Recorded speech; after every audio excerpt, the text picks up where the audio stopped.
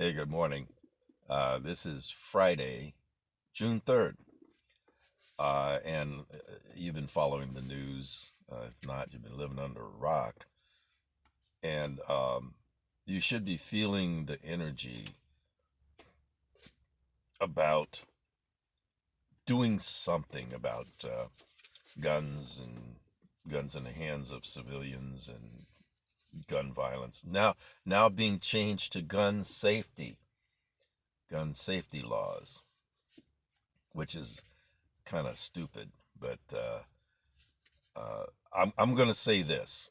I'm going to go back to the Second Amendment and that last part that says keep and bear arms. Arms is not guns, arms are weapons. Arms are weapons. Arms are always weapons of war. Always. What does weapons of war mean? It means weapons given to soldiers to fight other soldiers, right? Weapons used by non-soldiers in their personal defense.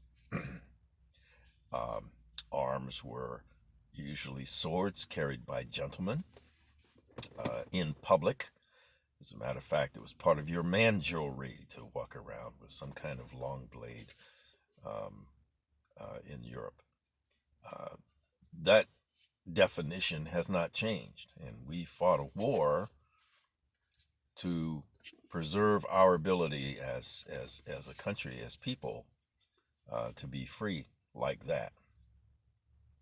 An example of the counter message is what happened in Canada and why we in this country, in America, should be thankful that we have the kind of constitution that we do, because that man up there was batshit crazy.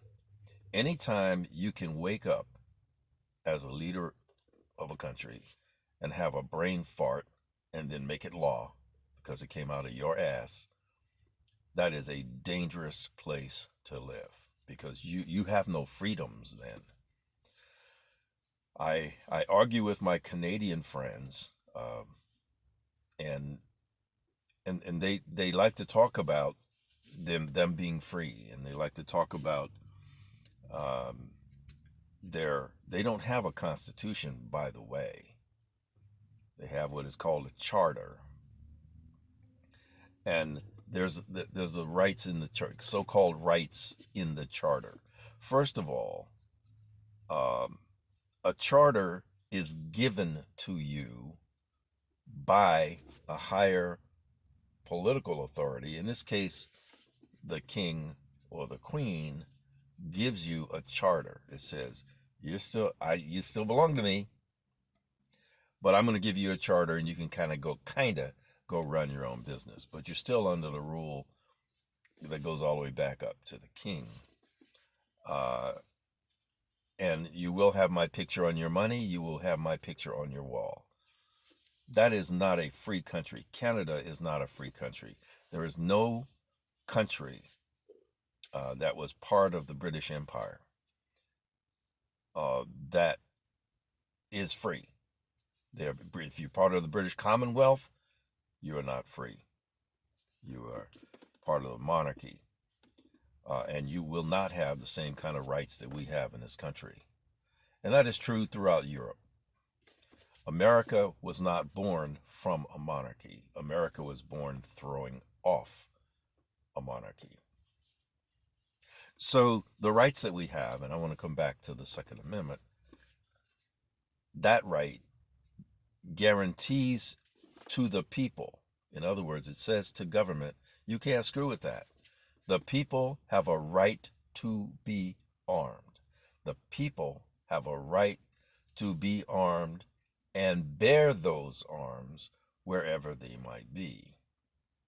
And this crazy rhetoric that's coming from Joe Biden, the current president, about the Second Amendment is not absolute. I mean, that's a bumper sticker thing. That this phrase assault weapons, and we need another assault weapons ban. What he's really talking about and this is a code word, we need a ban on semi-automatic weapons. That's where that conversation is trying to go. The ultimate goal is to disarm civilians. That is never going to happen in this country as long as America is America, and as long as America has the Constitution that it does. The Second Amendment is not going to be repealed. It's not going to be modified. None of that stuff. So I say to those people that just don't like the idea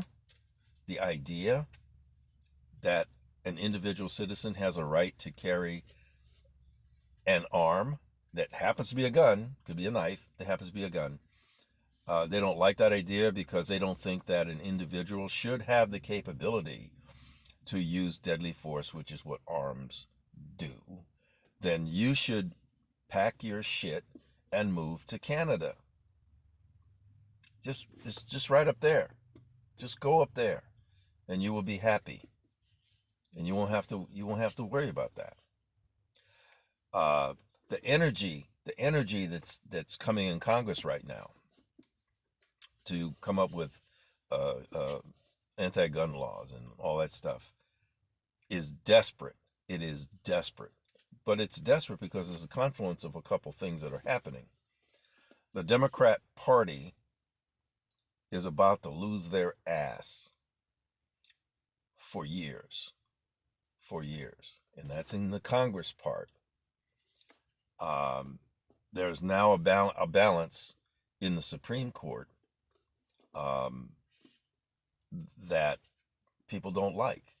They don't like the decisions, notwithstanding the fact that that same court has made 8-0, 9-0 rulings.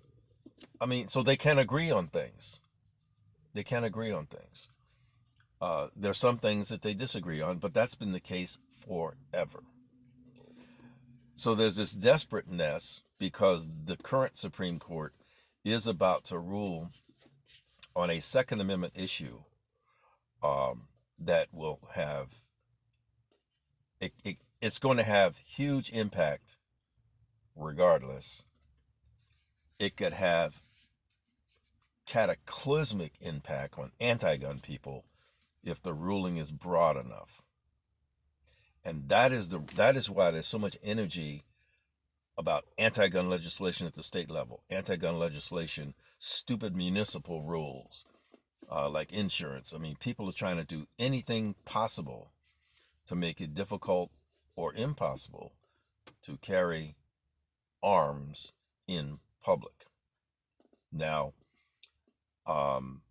when the Supreme Court does rule that we have that right that Heller gave, that Heller decided that we have an individual right, which was the correct ruling.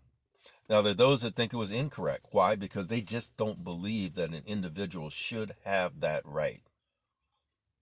That government is the only one that should have the ability to use deadly force. Now, that is a formula for tyranny. I mean, just go back and look at your history. So Heller affirmed the right as an individual right. But that was only in the home, right? It didn't say only in the home. It was just affirming the individual right. This next ruling must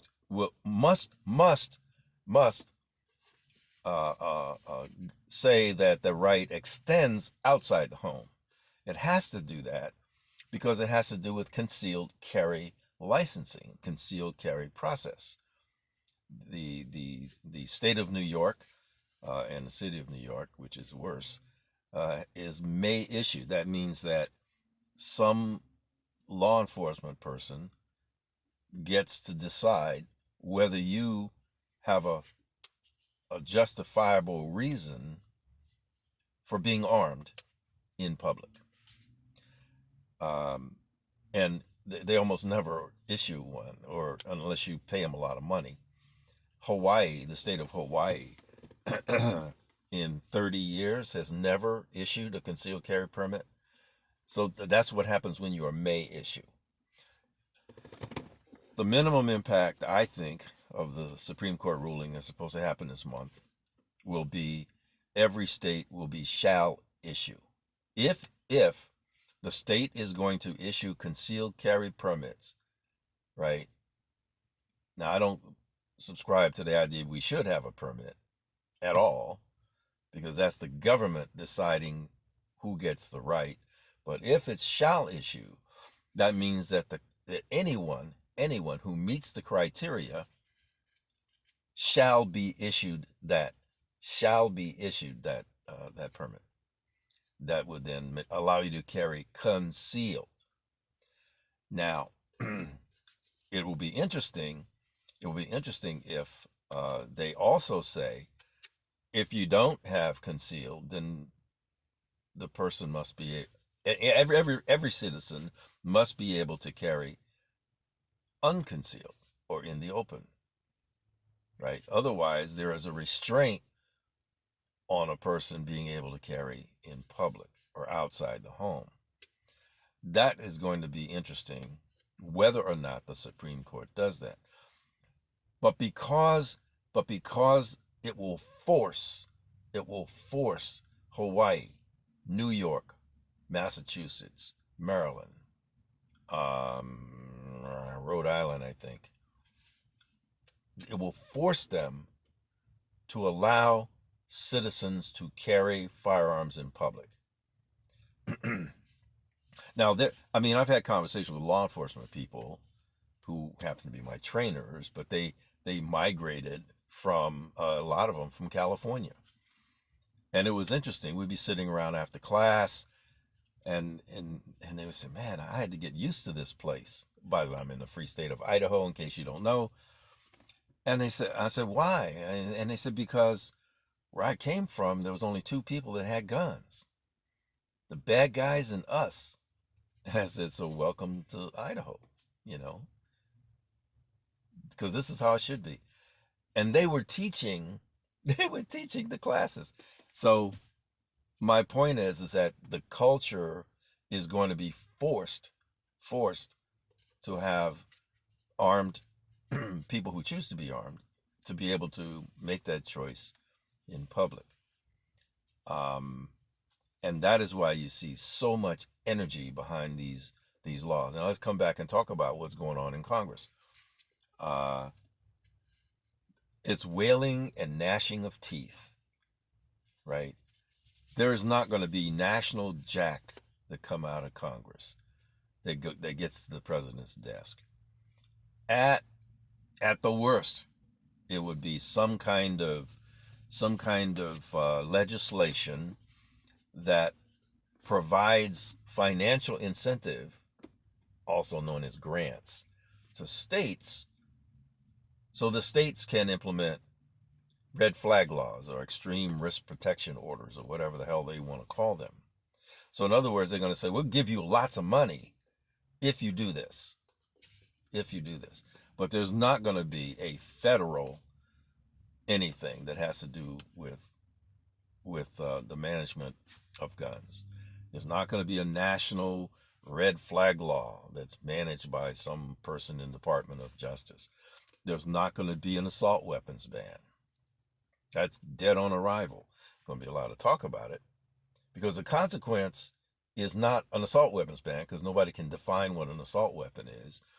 What they're really getting at, as I said earlier, is semi-automatic weapons ban, which is what that stupid guy in Canada did, right? They want to go back to not having civilians have equivalent arms as the government forces. In this case, we're talking about law enforcement. And law enforcement people need to stop. If you are a law enforcement person or a retired law enforcement person, you need to stop thinking of yourself as a different class of citizen that has different rights than I do. If somebody's going to say, I can't have a particular firearm, then you can't have it. I mean, it's as simple as that. You are a citizen just like me. And because you have a job and a badge doesn't mean that you get additional rights given to you. So if you're going to carry a fully automatic rifle, I'm going to carry a fully automatic rifle. I mean, and the question is why? Because your argument as a law enforcement person is, well, I need to have greater firepower than you do. And my response to that is bullshit. I need to have greater firepower than you do. Right? So that's the energy that's coming out right now about this, all the anti-gun stuff, now known as gun safety. Stand by, there's going to be more of that. Right? There might be some mental health legislation, which I think is necessary.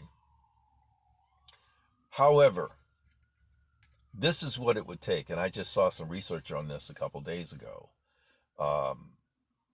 where that said, which is right, if we deal with the children, correctly, everything kind of calms down, right? Because every one of these shootings that were done were done by, I'll call it a young person. But if there had been some kind of positive, meaning really in their best interest kind of intervention earlier, they probably would have developed not to do that. But here's my issue every time I hear mental health. I do not trust anyone that's in the mental health field as far as I could throw them. And the reason for that is that they tend to have a political bent, just like doctors, right? Doctors meaning medical doctors and pediatricians and so forth, who believe that giving puberty blockers to minors is a good thing, that believe that they have a right to know what you have in your gun safe, if you have a gun safe, and then to be able to tell you what to do with that, right? Doctors need to stay in their lane. And some doctors will say, well, I work in the ER and I get to see gunshot wounds. Man, that means you work in the ghetto ER. And all you see is gangbangers coming in all shot up and stabbed up. Or you work in the prison and you get to see somebody that's got shivved that day. No. So mental health is even worse, because now you have people that are using mumbo jumbo to say, because of this research that was made up, the policy should be X, right? And when you start screwing with somebody's a freedom that's in our Constitution, don't tread on me. Don't tread on me, because mental health people typically do what they do for money, not for your best interest. And if the government starts throwing money at them to do certain things in a certain way, half the country is going to be under a red flag law. So those are some of the confluence things that are happening right now. If you are a Second Amendment supporter, and there are gun owners, and there are people like me, right? Not every gun owner is a supporter of the Second Amendment. I'll say it again. Not every gun owner is a supporter of the Second Amendment. They support being able to do what they do. They support being able to hunt.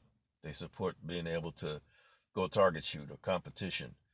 They do not support the ability for people to carry in public. They tend not to support the AR-style rifle, because they have the other semi-automatic rifles that they consider to be more appropriate.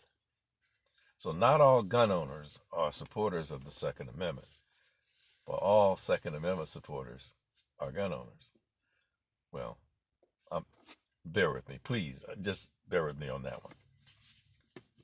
So we'll see, because the anti-gun people are trying to split the gun community, whether you're an owner or an owner of Second Amendment, but they're trying to split us along the lines I just said. Because you'll hear that. 90% of gun owners agree that there should be universal background checks. That is bullshit. Never been true. Ever been true, right? The Second Amendment people are all, white supremacists, racist. Bleh. Really? Explain then how all those new gun owners, black men and women, brown men and women, gay men and women, are now buying firearms. Are they the racists now? I mean, how do they fit into that? They don't, and that's one of the reasons they're losing that argument. So they're coming out with crazy stuff. So that's my story this morning. I'm sticking to it. Let me know your thoughts down below. Share this, please. If you like the content, please hit the subscribe and hit the bell button. And I can't wait to hear what you guys have to say. And if for you folks up in Canada, please hit me up. We can have a conversation. As always, thanks for watching, and carry on.